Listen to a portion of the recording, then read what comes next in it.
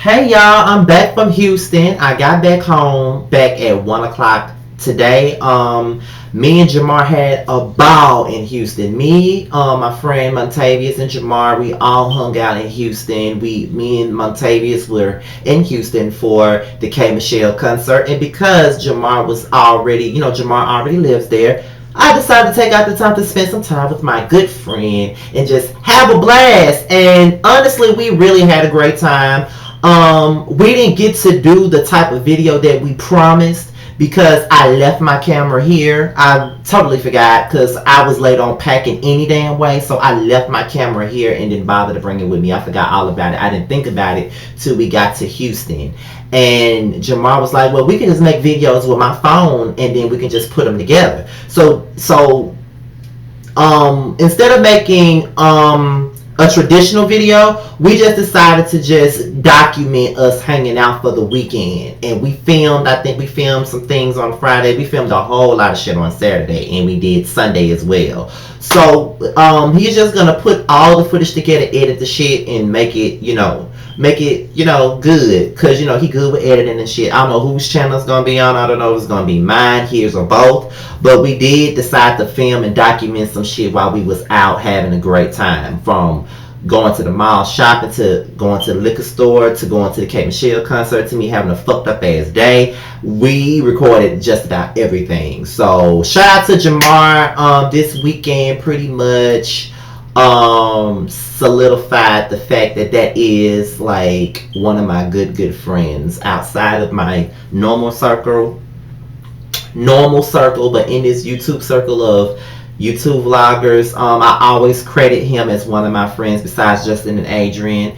This was my first time hanging with Jamar, so that pretty much solidified everything. Just like when I first hung out with Justin, it pretty much solidified everything. Jamar was such a great friend. He was a great hostess. He showed me around Houston. He even treated my friend with a lot of respect, someone that he didn't even know. So, I applaud Jamar for that. He's a very sincere and great person, and I really, really love and adore him. That's one of my YouTube brothers, and I will forever love him for this past weekend. So thank you so much, Jamar, for a good time.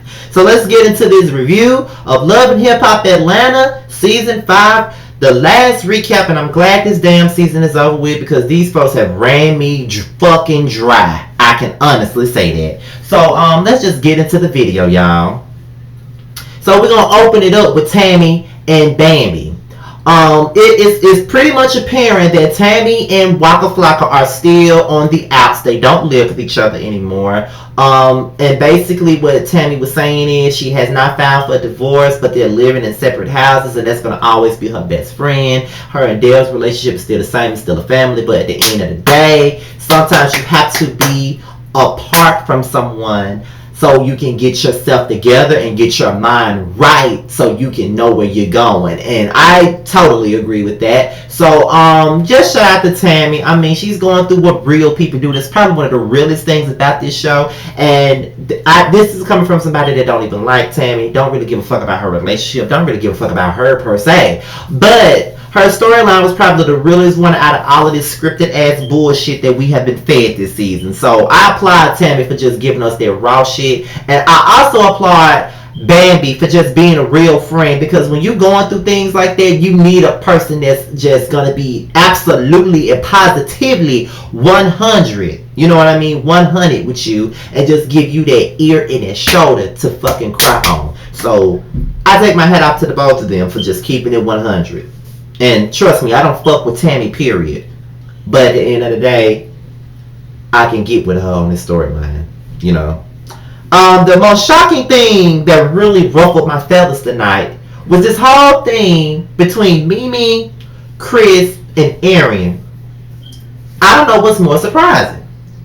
Mimi not being gay for pay for real and her just being sexually fluid. Chris going in like she got hands, and Arian hopping up out her seat like she Billy Badass with that damn don't go chasing waterfalls ass hairdo she had. What the fuck was she thinking with that ugly ass wig? What the fuck was she thinking? I don't know what the fuck been going on with Arian for the last few seasons, but that bitch has really outdone herself with me for the past few seasons. For one, she's become unlikable to me. For two, she's become very messy. And for three, her hair choices are fucking horrible now. Who told her that long hair looks good on her? She needs to stick to that damn chili pie bowl cut that she had since we met her ass. That's what she needs to stick to. Stick to the rivers and the lakes that you're fucking used to, because the shit that you're doing right now ain't for ya. I don't like it. So apparently Kristen made a record about Mimi, and just, I guess she went in on Mimi or whatever. You know, Arian gonna be her motherfucking softly spoken pit bull at each given moment, and then you know it just went just went overboard from that point on, because when Chris told Arian to protect herself, Arian got her ass up saying, protect myself from what? From you. Then she said she was going to drag her. But what was real funny to me was when Chris said, I heard about you in Atlanta. You get dragged on a regular. I was like, oh shit. Then on top of that, y'all know I don't fuck with Chris like that, but I don't give a fuck what nobody say. Chris drugged Arian all over that damn stage, all over that house, whatever the fuck they was filming at. Chris drugged her ass, and Arian had nothing to fucking say. And I don't even fuck with Chris like that. I fucks with Arian more than I fuck with Chris, and I don't even fuck with Arian the way I used to. But at the end of the day, Chris drugged her motherfucking ass. Point blank, period. Drug her by that waterfalls ass wig she had on her head. And that's all that I got to say about that. Like, that was really ridiculous how her ass really just sat there and got drugged like that. But poor fucking Arian, that's all the fuck I got to say about that. Because you need to just stick your nose out of Mimi business. Yeah, you a friend, but you can be a friend from a fucking distance sometimes. Sometimes you don't need to stick your nose in your business. Don't you know there's a lot of things that goes on in my friend's relationship that I just don't speak about. I have my own opinion about it, but I don't even speak about it. There's a lot of things that I think that I don't say, because sometimes it's just not in my place to say shit. It's not about being a fake friend. It's about just knowing your fucking place. And sometimes you got to know your fucking place. And Arian, half the time, don't know her fucking place. And she just needs to figure out what her place is. You know what I'm saying? So, yeah. Yeah. So, that's when we get to Tommy. You know, Tommy has pretty much outweighed Jocelyn in this whole Love and Hip Hop Atlanta shit. I mean, let's just be quite honest. I mean, I'm not a big fan of neither one of them, but most people really like Tommy because she crazy as hell. And I'm pretty sure she's coming back next season and she'll be in the opening credits. If she's not in the opening credits, then that's a damn criminal thing, because her and Tierra are both, they are one of the newbies that really turned shit up. And I'm here for it. So, Tierra and Tommy, they was pretty much talking about how, talking about their beef. And Tierra was like, she doesn't really regret getting physical with Tommy due to the fact that if you're in a situation with Tommy, you have to be prepared to get physical, because that's just the type of person that Tommy is. And honestly, I couldn't agree more. You do have to be prepared to get physical with Tommy. You can't sit there and have no adult conversation with this bitch, because this bitch gonna be ready to fight at any fucking point. So you have to be on guard every time you get in a situation with somebody like Tommy. You just got to. And that's just the honest to God truth. Then we get into Tierra, Carly, and Tommy. You know what I mean? Like, Carly was the slut of the valley this season. And in a way, I kind of feel bad for her. But then again, I don't, because it's a lot of damn ditches that she dug up for herself. I mean, she let herself get played too much for me. And honestly, I liked her better with Young Jock than anybody else she done had on the fucking show. Because I didn't really care about her and Benzino, but I did like her and Young Jock together. I honestly did. That's just what it is. They were funny together, and I think they really did like each other.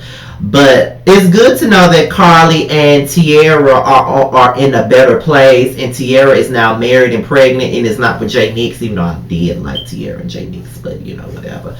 But Tierra, even though people judge her for having a lot of kids, as long as she taking care of her damn church choir, that's all that really matters to me. Like, I can see if she was a deadbeat ass mom who got all these fucking kids and she just looking for food stamps and handouts. And I'm not even the type of person that judges nobody for looking for food stamps, because coming from where I'm from, that's what they do here. I need to get me some food stamps. I want some food stamps, you know what I'm saying? But I make too much money, but whatever. So, it is what it is. So that's just how I feel. You know what I'm saying? Like, luckily they are in a better place, because it, like Tierra said, it's foolish for either one of them to be fighting over scrap. You know what I'm saying? Because he didn't do none of them right at all. He lied to every single one of their ass. But here comes KK, and she says that a woman came up to her saying that King may not be Scrap's son. KK just finds any reason to sour her relationship with Tierra. She just can't rest until Tierra just completely out of her life. But she ain't going nowhere. Just get a life. Worry about yourself, KK. Worry about you and your damn charges, KK. Like, god damn. When I want to like KK, I can't. Now, I'm not going to stay on Mama D and Ernest for far too long, but they are funny as fuck. And honestly, y'all, I haven't heard Mama D's In That Order song. And everybody's saying how horrible it is. Now, I'm sorry, but Mama D better not be giving me no bullshit, because when she dropped that classic song, I Deserve, that I personally purchased off not YouTube, personally purchased off iTunes for 99 cents. That's my fucking song. Like, for real. That is my shit. And she better not disappoint me, because I'm gonna listen to In That Order when I get off this damn video. When I get done filming this video, I will be listening to that song, and y'all can see my reaction on Twitter. But yeah, I didn't really care to see Mama D and Ernest fucking, but I'd rather see Mama D and Ernest before I see Kirk and Rashida, because why were they here again? Why were they even at the reunion? Did they have any scenes? Oh, okay. So yeah. So like Jennings and Carly read, it's very volatile between the two of them. And honestly, Carly might be the slut of the valley, but like Jennings did kind of drag her through the mud. Like, he did do her wrong. He was out here fucking other bitches. He was lying to her. Yeah, she did her share of dirt. Yeah, she got in the bed with Scrap De Leon. But at the end of the day, it does not excuse you for being the low down dirty motherfucker you be in life, like you have. You know, I like your music, must be nice, and Stick Up Kid is my shit, but at the end of the day, you was a fuck nigga for what the fuck you did, motherfucker. You was a fuck nigga. So the bullshit that you poured on her ass really wasn't warranted. Yeah, she lied to you, but you knew that she was the grandmother of all thoughts when you got with her motherfucking ass, and you thought that you was gonna change her. She really liked you. Y'all just friends. Then once y'all got into this relationship shit, you wanted something open. So if y'all had an open relationship, why was it wrong for her to fuck off with whoever the fuck she wants to? Oh, because you can fuck whoever you want to, but she can't. Oh, but okay. Whatever. So I'm not even here for that. And I'm just not here for him doing her like that. I'm glad she was dragging his ass for filth, for real. Because Carly was going in on and she deserved to go in on his ass. Because he wrong. He fucking wrong. I don't give a fuck what we say about Carly. At the end of the day, he had no business treating her like that. Nobody deserves to be treated like that. And Carly takes too many L's with these men anyway. Even though I want her back with y'all, I just feel like Carly just needs to focus on Carly, her daughter, and her business. Bring your daughter to the fucking show. Ain't she grown enough to make her own decisions? Bring her to the damn show. You know what I mean? So that's all I gotta say about that, y'all. I'm just, ugh. But then we get into Stevie J and Jocelyn. They finally get Stevie J to sit down with her and film with her or whatever. And he really ain't here for her, but you know it is what it is. So they finally sit down and have a conversation. And she pregnant. She doesn't want to apologize to him for shit, but she has been dragging him all over social media. And every time she get back with him, she drags him some more. And then she get back with him, and she drag him some more. It's like a back and forth thing, which I've never been a fan of. But everybody used to eat their love story, this so-called twisted, warped ass love story, the fuck up. And I just had to shut the fuck up because nobody wanted to hear what the fuck I had to say about it. But now everybody's tired of it. But I've been tired of it from the gate. I was tired of it. You know what I mean? I made my damn feelings about the shit known. I've been tired of it. I've been tired of Stevie J and Jocelyn. Because Jocelyn showed her pure black ass this season. She did. She been showing her ass, but showing her black ass. Her pure black ass this season.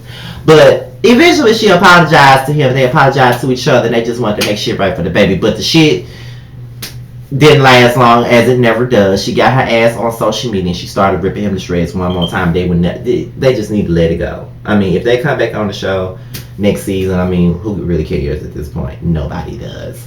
But with that being said, y'all, this is my review on Love and Hip Hop Atlanta. Follow me on social media. My Twitter account is Mr. Still Standing without the G. My Instagram is Scotty_by_nature.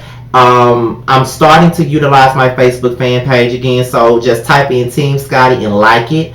Follow me on Snapchat at lil.scotty26. be on the lookout because I see that a rerun of Basketball Wives is gonna come on, and of course I didn't watch it yesterday because I was at the Cape Share concert and I was out of town. And plus, the hotel we was in, which was the DoubleTree, don't even have VH1. Ain't that something? But yeah, so after I watch that, I'm gonna do a video on that. In the meantime, I'm gonna upload this one and I'm gonna do another video just talking about my time in Houston, about the YouTube subscribers I met, and just my time with Jamar and everything like that. So that's what I'm gonna talk about in that video. And then yeah, and there's a video that I wanted to do last week before Houston, but I didn't get a chance to do it. I'm gonna hopefully do that too this week. So tonight I'm probably gonna do two videos. The Houston video that is just gonna be me talking, not the one that Jamar gonna edit or whatever, but just me talking about my experience, and then the Basketball Wives LA video. And I'm out, y'all. Peace.